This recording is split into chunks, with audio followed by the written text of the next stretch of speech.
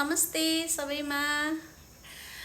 म चाहिँ इजरायलमा as a care giver काम गरिरहेको हुनाले अहिले यहाँ नयाँ आउने केयर गिभरहरूको लागि दुई शब्द बोल्न गइरहेको छु। अहिले सुन्नमा आइरहेको छ कि नयाँ आएको केयर गिभरहरू चाहिँ काममा पुर्याइसकेपछि चाहिँ त्यहाँनेरि त्यो काममा चाहिँ त्यो इन्भाइरोमेन्टमा चाहिँ उहाँहरू चाहिँ लाई चाहिँ गाह्रो हुने अनि इम्प्लोयरले अलिअलि थोरै साह्रो बोल्दाखेरि पनि डराउने, राति निद्रा नलाग्ने हैन, अनि कामलाई लिएर पनि धेरै सोच्ने, अनि हुँदा डिप्रेसनमैसम्म जाने, अनि कामबाट निक्लेर आउने, अनि निक्लेर आएर पनि अब अपार्टमा कति महिनौँ दिनसम्म चाहिँ उपचार गर्दाखेरि पनि ठिक नहुने, महिनौँ दिनसम्म अपार्टमा बस्दाखेरि पनि काम नपाउने, अनि कति त अब डिप्रेसन धेरै भएर देश फर्केर गएको पनि मैले सुनेको छु हैन। त्यो बारेमा यो सेरोफेरोमा अलिकति बोल्न चाहन्छु, अलिकति कुरा भन्न चाहन्छु उहाँहरूको लागि विशेष है।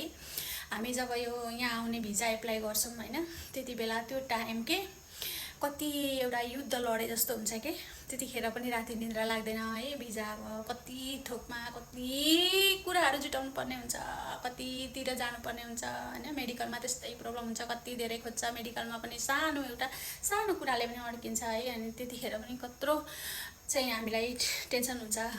यस्तो हुन्छ कि त्यो पासपोर्टमा भिजा लागेर आएर हामीलाई पासपोर्ट दिँदाखेरि त्यो पासपोर्ट सुद्धा खोलेर हेर्न सकिँदैन है, भिजा लागेर आयो कि नलागी आयो कि, त्यस्तो गरेर हामीले दिनरात एक गरेर हाम्रो भिजा लागेर आउँछ हैन। अनि त्यहाँदेखि यत्रो ठुलो सपना हुन्छ इजरायल आउने, त्यत्रो ठुलो सपना पुरा भएको दिन, त्यत्रो युद्ध लडेर युद्ध जितेको दिन त्यस्तो फिल हुन्छ। हो इजरायल जाँदैछु अब त मेरो भिजा लाग्यो, कति खुसी हुन्छ यहाँ आउँदाखेरि, एउटा सपनाको संसारमा आइपुगे जस्तो हुन्छ हैन। अनि विशेष गरी के भन्न चाहन्छु भने त्यतिखेर हामी आउँदै गर्दाखेरि हामी इजरायलमा के काम गर्न आइरहेको छौँ, हाम्रो सेलेरी कति छ, हाम्रो राइट्स के छन् यहाँ काममा, अनि रुल्स एन्ड रेगुलेसन के छ, अनि हाम्रो इम्प्लोयर कति वर्षको हुनुहुन्छ, उहाँलाई के रोग लागेको छ, कुन ठाउँमा हाम्रो काम छ इजरायलको, यो सबै कुराहरू थाहा हुन्छ हैन। हामी विदाउट नलेज आएको हुँदैनौँ, हामीलाई आधी कुरा सबै थाहा हुन्छ।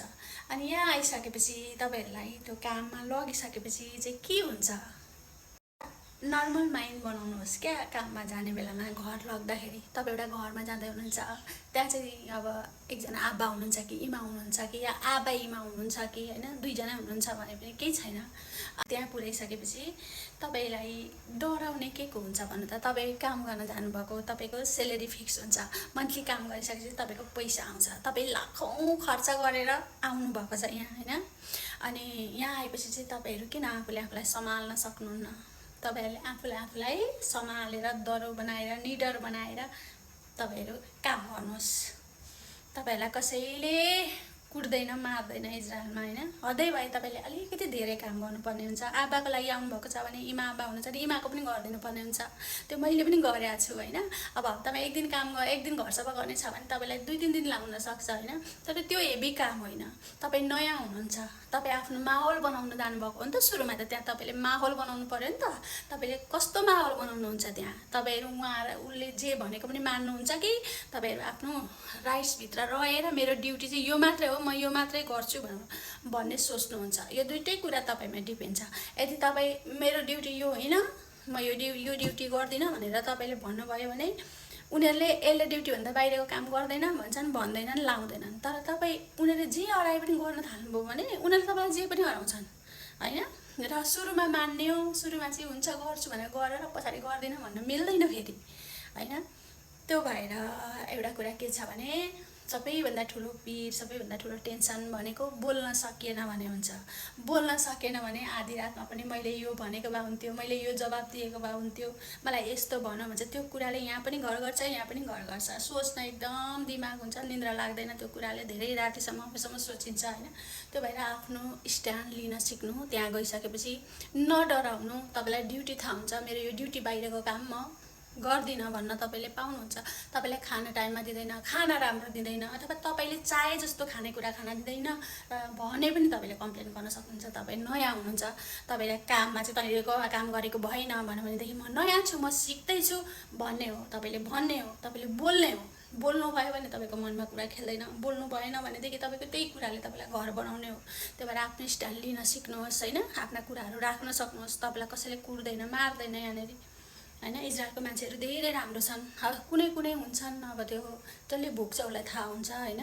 तर डराएर डिप्रेसनमा जाने त्यस्तो केही हुँदैन। तपाईँले आफ्नो मानसिक स्थिति नै गुमाउनु भयो, तपाईँको स्वास्थ्य बिग्रियो भनेदेखि तपाईँ एउटा एम लिएर आउनुभएको छ नि त, एउटा फ्यामिलीको एउटा जिम्मेवारी लिएर आउनुभएको छ। यहाँ त पैसा कमाउन आउनुभएको छ, एउटा उद्देश्य राख्नुहोस्, यहाँ पैसा कमाउने होइन। काम त यहाँनिर तपाईँले गाह्रो गर्नु पर्दैन, भारी उचाल्नु पर्दैन, एउटा बिरामीलाई सेवा गर्ने काम हो। कहिलेकाहीँ थोरै दिनो काम गर्नुपर्छ, ठिकै छ। तपाईँ त्यो घरमा बस्नै नसक्ने हुनुभयो भने पनि तपाईँले चाहिँ 4-5 महिना कुरेर त्यो घरबाट निस्किन सक्नुहुन्छ होइन। अनि मेन निस्किँदै गर्दा यदि तपाईँ निस्किन चाहनुहुन्छ त्यो घरबाट भने चाहिँ म एउटा तपाईँलाई राम्रो सल्लाह दिन चाहन्छु। तपाईँ भाषा सिक्नुहोस्, त्यो 4 महिनाको 5 महिनाको अवधिभित्र युट्युबबाट हुन्छ कि ट्रान्सलेटरबाट हुन्छ कि तपाईँ भाषा सिक्नुहोस्। भाषा भनेको एउटा बलियो हतियार हो यहाँनिर यो देशमा होइन। तपाईँलाई कामको लागि तपाईँलाई लिँदै गर्दाखेरि पनि उसलाई चाहिँ हिब्रू आउँछ कि आउँदैन भनेर सोधिराखेको हुन्छ इम्प्लोयरले। तपाईँलाई हिब्रू आउँछ भने तपाईँ सबैभन्दा माथि पर्नुहुन्छ। तपाईँ आफू काम तपाईँ छानेर जान सक्नुहुन्छ काममा। भाषा भनेको त्यस्तो पावर हो। तपाईँ निस्किँदै हुनुहुन्छ भने तपाईँहरू भाषा सिक्नुहोस्, स्ट्रङ भएर निस्किनुहोस्, जसले गर्दा तपाईँलाई बाहिर अपार्टमा आएपछि महिनौँ दिनसम्म अपार्टमा बस्ने समस्या नहोस् है। र डराउनु पर्ने त्यस्तो इजरायलमा केही पनि छैन। साधारण भएर सिम्पल भएर आफूलाई तोकेको ड्युटी, आफूलाई दिएको ड्युटी, आफूले हेर्नुपर्ने मान्छेलाई हेर्नुहोस्, बाँकी तपाईँ पैसालाई ध्यानमा राखेर काम गर्नुहोस् भन्न चाहन्छु। धन्यवाद।